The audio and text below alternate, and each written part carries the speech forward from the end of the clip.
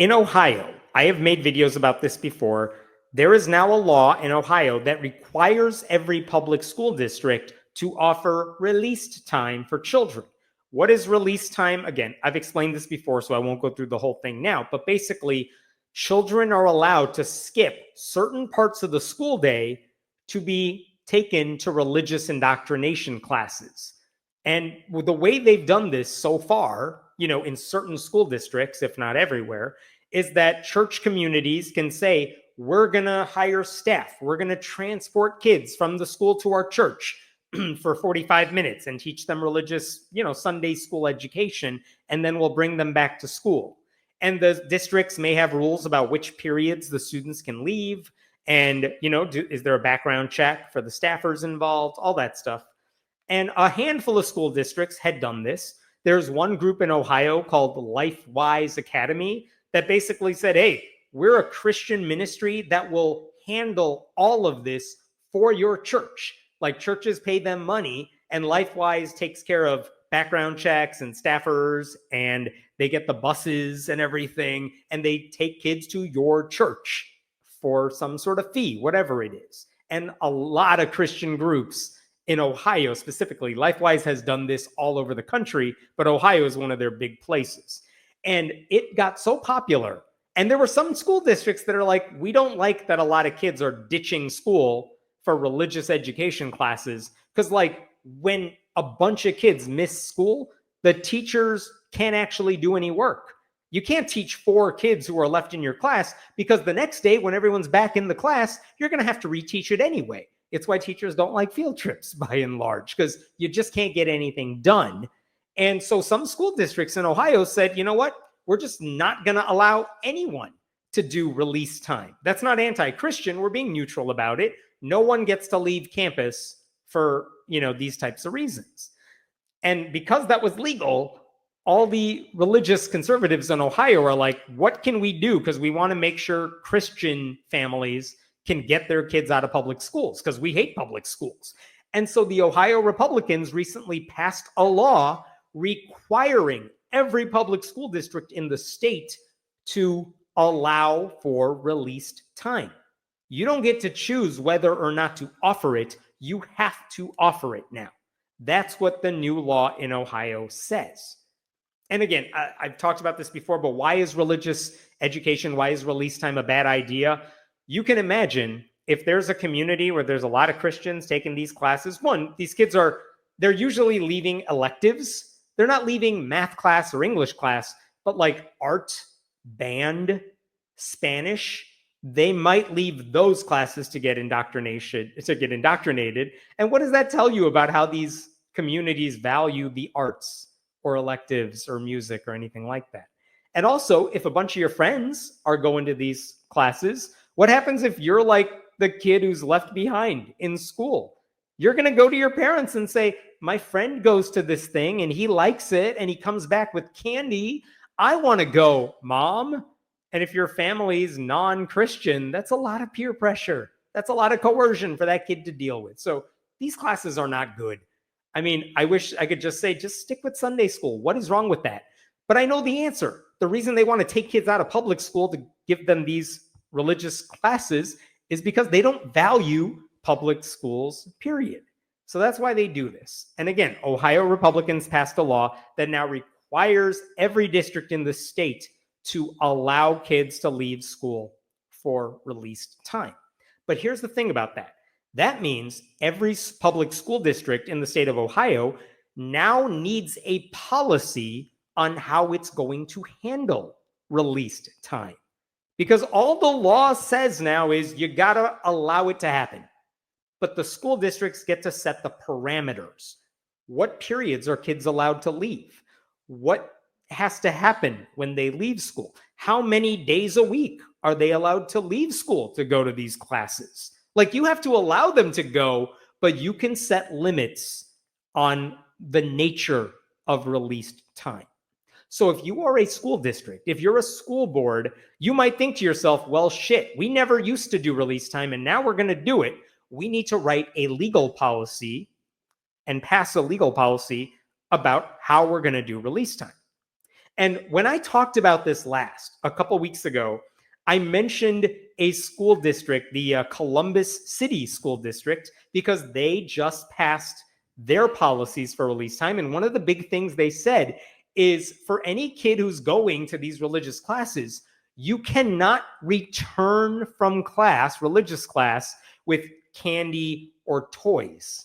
You can't come back with that stuff because we know what you're doing. You're trying to bribe the other kids. If you're like the church teacher, you're like, hey, kids in religious class, here's some candy. Go back to school. Why? So you could tell all your friends how amazing Bible class was, and you got candy and little toys. And it was like going to Chuck E. Cheese or something.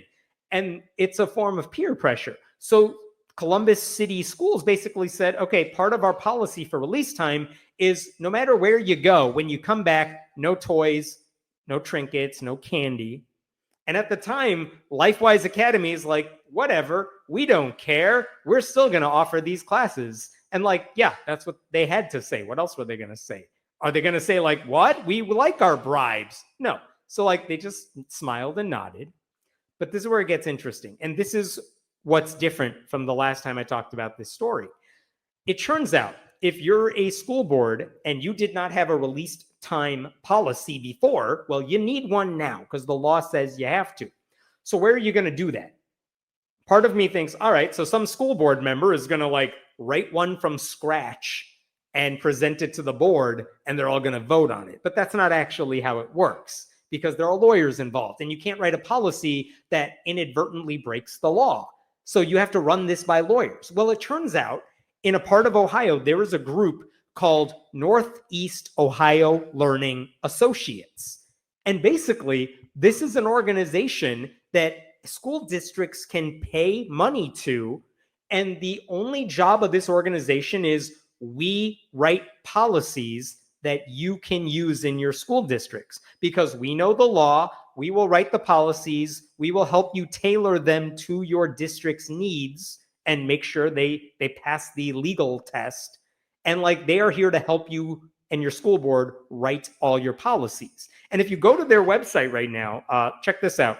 Like Neola, this is the Northeast Ohio group, Learning Associates group. Like one of the things they say on their website, our job, our mission is to help institutions set direction through supportive policy services in an ever-evolving legal landscape, which is a very fancy term for saying, look, these Republican idiots in Ohio, they change the law a lot. We're here to help you navigate it. And by the way, this organization, as far as I know, is not a left-wing or right-wing group. They're just a policy group. They say, look, you need a policy on this. We'll do the work for you. That's what you're giving us money to do. And then we'll give you a draft that you can use. You could pass it as it is. You can make modifications and run it by your lawyers, but like that's their job.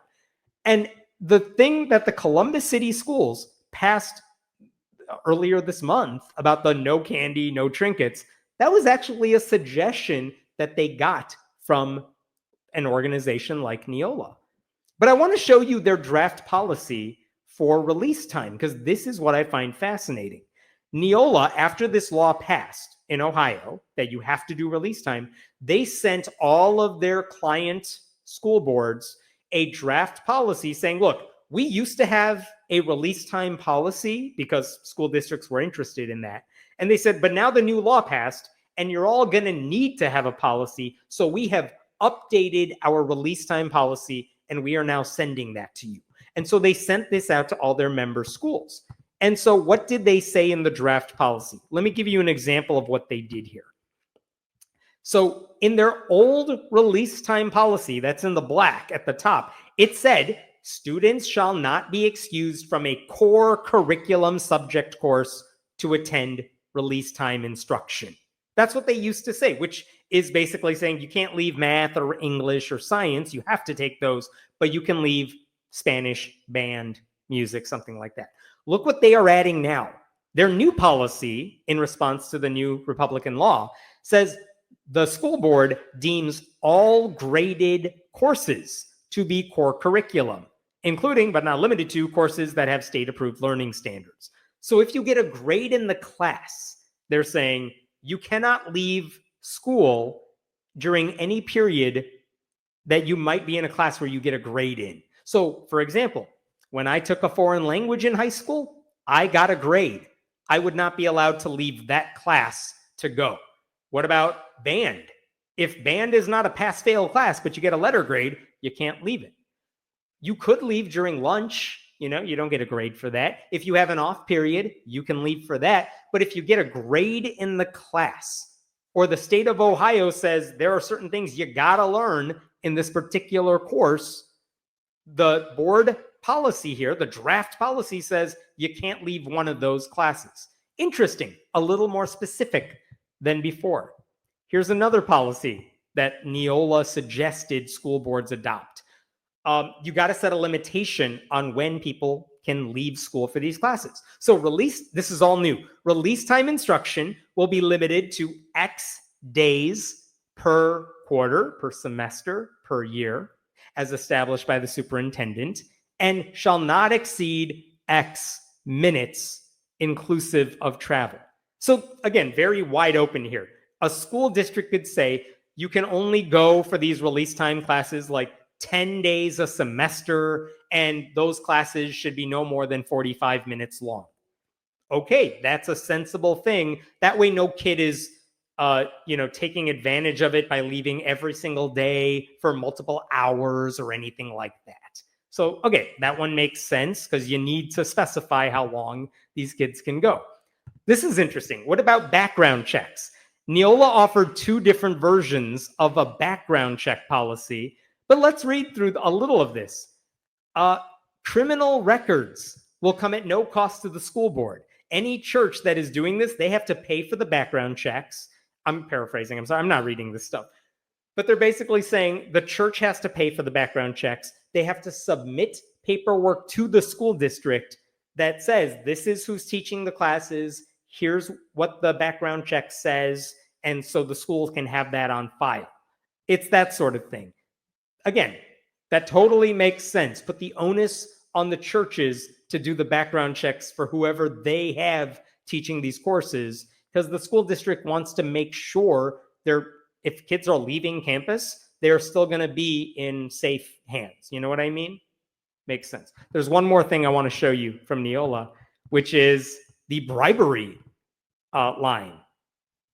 Any private entity providing religious instruction during the school day must agree that it will not provide participating students with any material, snacks, clothing, candies, trinkets, or other items for their return to school. And the district will not allow kids to go to religious instruction release time to any group that does not obey this rule.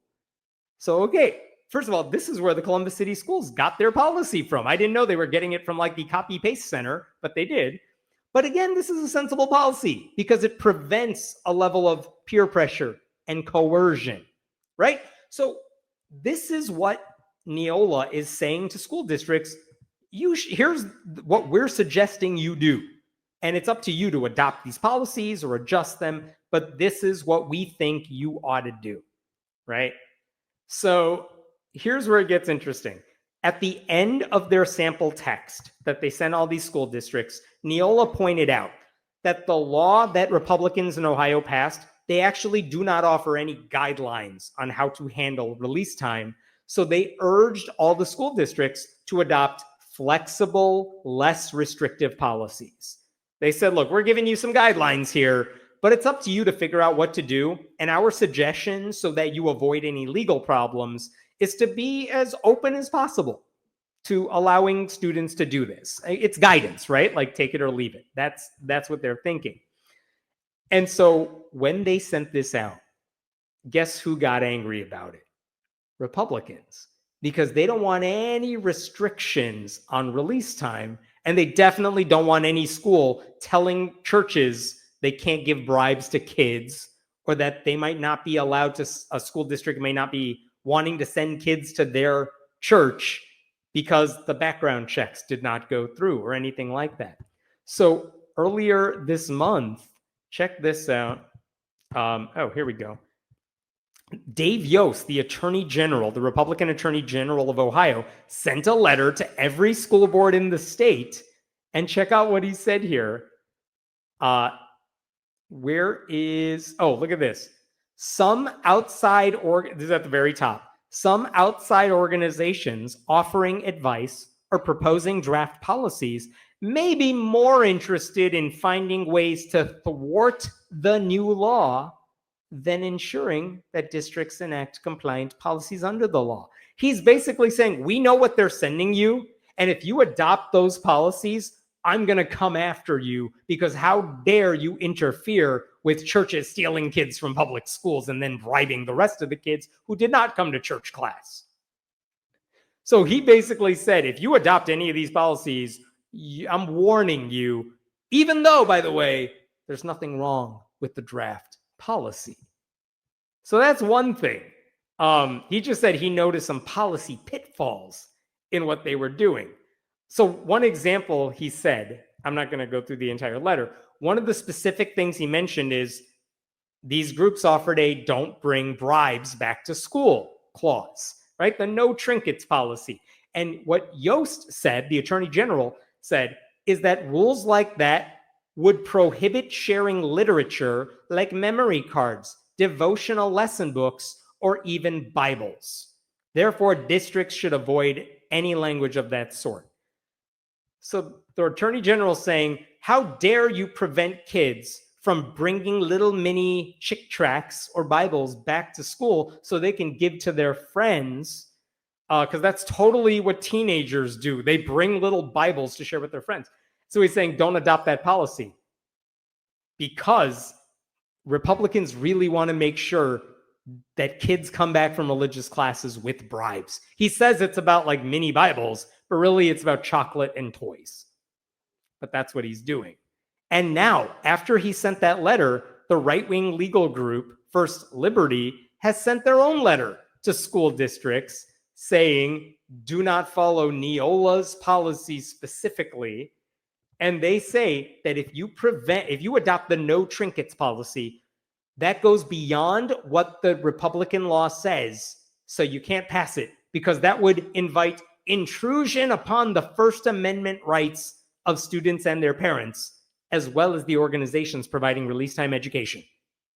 Let me put that another way. They are saying if you adopt any policy that says you cannot bring chocolate and other candies and toys back from church when you return to school, if you don't allow them to do that, you are intruding upon the Christian's First Amendment rights, which sounds like bullshit to me. But when you get a letter from a legal organization, it's going to sound scary. Like, these people are so desperate for kids to bring back bribes. The other thing First Liberty mentioned is they also brought up the background check policy. This is one that actually surprised me, because they said that the proposed background checks and how districts could say, if you don't give us the paperwork that confirms the background checks, we're not going to allow kids to leave school to go to your organization. They said that is unfair because it makes those religious groups have to jump through too many hoops. Like, look at this. This is what First Liberty said to a local journalist. Jeremy Dice, senior legal counsel for the First Liberty Institute, told the Columbus Dispatch that the Neola policy was so many layers of bureaucracy that it will discourage anybody from participation in what he said was a violation of the First Amendment. It almost reads as if Neola is trying to work with others that don't want to see release time education occurring. That's not true. He's just a liar.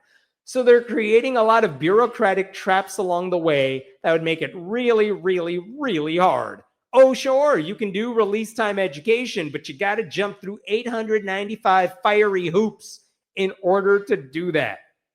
Let me recall for you. What did Neola say? They said, bribes are bad, so you should say no to bribes. And also, you should make sure there are like no pedos teaching these classes. And here's First Liberty saying, oh my God, all these bureaucratic hurdles. It's so much for us to jump through. How dare you? We will sue you for violating our First Amendment rights if you punish these churches for not doing background checks or for giving bribes to the kids who come to their classes. Unfreaking believable that they are doing this. Like, what a batshit crazy thing to push for when it comes to the safety of children. But it's not surprising to me that a conservative group is saying, come on, background checks, you're going to hold up release time over background check? Of course they don't care about background checks. First Liberty also says Neola is trying to exploit a loophole by saying all classes where you get grades in are now core classes. And First Liberty says you are allowing school districts to block kids from going to release time altogether, which again, that is not true. Students can always leave for release time during lunch or if they have another off period or something. But like, if you're one of those kids whose schedule is filled up with hard classes in which you get grades, and you do not have time to go to church during the middle of the day because your classes are too important, that is not illegal. There's nothing wrong with that. Like, not every kid is going to be able to do release time because they actually have important stuff to learn. You know what I mean? And First Liberty here is saying, well, the way you made it sound, like a lot of smart kids and a lot of kids who really load up their schedule won't be able to do it. Well, then, yeah, the school's not forced to make sure every kid can do release time. It is optional. And the school district's only job, according to the law, is to allow the kids who can do it to do it.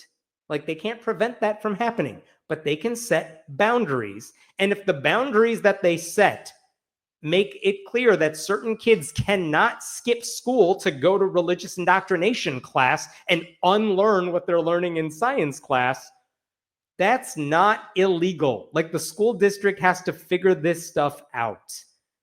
So First Liberty is just bullshitting here, right? So the bottom line is that this law was hastily put together by Republicans because they really wanted to pass this. And now groups like Neola are trying to help school districts navigate this bill that has no boundaries while also conforming to the law and also making sure school districts are offering the best possible education to students. And this is what one of the spokespeople for Neola also told the Columbus Dispatch here. Corbett said the threat of litigation is concerning, saying that some religious release providers have taken a really aggressive approach to a brand new requirement that the 600 plus school districts in Ohio are trying to figure out, which is exactly the issue here. Republicans passed a shitty law. All these school districts have to figure out how to deal with it. Some groups like Neola are saying, here, we've done the legwork for you and you can use our policies. And now right-wing Republicans are like, oh no, they're setting up restrictions. How dare you? We're going to come after you for trying to follow the law that we hastily put together. Like, again, all of this is just Republicans trying to find ways to attack public schools.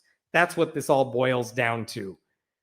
So, I mean, if strong background checks for employees and a ban on bribes are too many hoops for a Christian ministry to jump through, they should not be wasting anyone's time in the first place.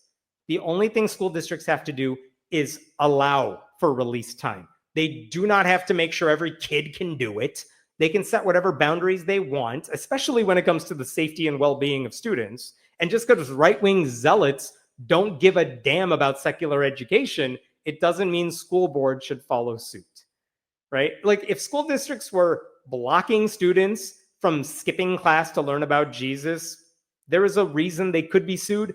But the sample guidance that they were given just make sure students are going to a safe place. They are not distracting their classmates when they get back to school. They're not avoiding required classes to attend something that really they should be doing on weekends. Like, I think these right-wing groups, they thrive on publicity, but here's the thing. They got what they wanted. Republicans passed their law, and now they're mad because school districts, unlike them, have higher standards. And they cannot deal with that because they're so used to setting the bar low and then doing whatever they want. So for now, the strategic thing to do may be just to play defense and make sure any policy avoids potential traps. But like, it's not a trap to have high standards for background checks and make clear what classes students should not be skipping and implementing a ban on bribes, right? Like, if public schools have to accommodate religious conservatives, the least they can do is make it harder for those religious conservatives to recruit fresh meat by using kids as target practice. All right, I'm done with this story. What questions we got here? And then I'm done. Send out the bat signal for the Satanic Temple. We need a Hail Academy out there stat. There may actually be one of those for release time specifically. But again, this is even churches do not always have the money and the resources they need to make this happen. So if the Satanic Temple did it, my assumption is that they would do it in one place where they have a very little space near a school. They have someone who they can offer as a volunteer who could teach that class. And is it just a publicity stunt? Maybe, but like it's fine. But the thing is anyone going to fight it? Because I don't think First Liberty or any of those right-wing groups would be mad about that per se, because they know damn well that no matter what the Satanic Temple or some atheist group does, it's always going to pale in comparison to what groups like LifeWise can offer, because Christians have all the money in this case. They have all the resources they need. So yes, it would be fun to see a satanic version of release time. But also, I mean, I don't want kids to leave in the middle of the school day for any of this stuff. They shouldn't be learning this stuff during the school day. But if you did it, you have to think about, why are we trying to do this in this district? Because kids are fine going to public school. They do not need to leave to learn to be kind. And that obviously is not what the Christian groups are teaching. They're trying to indoctrinate them. Sounds like a good way to get out of PE. Just saying, can you pick church at home with lunch? Again, this is what the districts need to figure out. Is gym class, for example, something that the school district says is required that you get a grade in? Or is gym class something the school says kids are allowed to skip? And the law doesn't give you an answer. So the districts have to figure this out. And if they say we're okay with kids skipping PE, what does that tell you about the school board's commitment to physical education, to the teachers who teach those classes? It's saying, we don't value you that much. So again, this is something they got to navigate, which is why if you want to skip lunch and eat your lunch at the church or something, okay. But also, even if I'm a religious parent, it's like, kid, go to school during the week. We'll work with religious education at home or after school or anything like that. They specifically are doing this to get kids out of public school because they do not want public schools to succeed.